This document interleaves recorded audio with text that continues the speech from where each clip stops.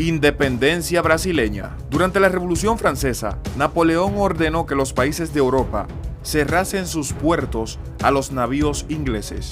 Como Portugal tenía un tratado de comercio con Inglaterra, ellos se recusaron a seguir las órdenes. Entonces Napoleón decidió invadir y conquistar Portugal.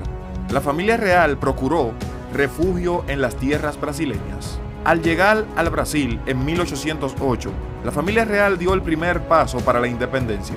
El regente Dom João V abrió el comercio de los puertos brasileños para varias naciones del mundo, abriendo posibilidades de comercio. Y eso fue conocido como el primeiro grito de independencia.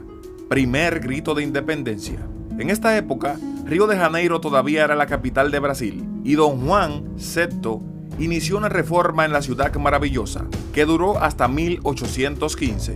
Río dejó de ser una zona de exploración y pasó a ser un centro político y económico del país.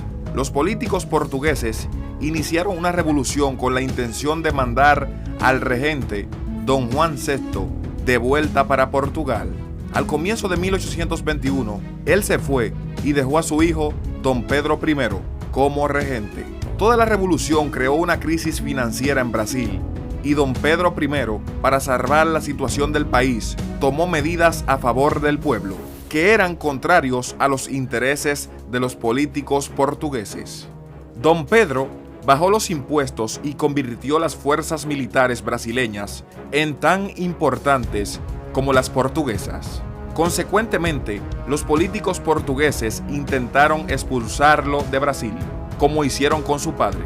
Pero después de mucha disputa política y del aumento de la tensión en el día 9 de enero, Don Pedro afirmó que se quedaría en Brasil. Ese día es conocido como Día do Fico.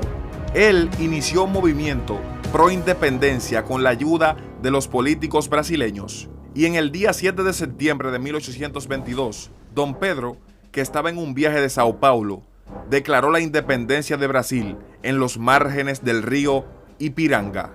Desde entonces, este día es considerado un festivo nacional y los brasileños celebran la independencia de diferentes maneras.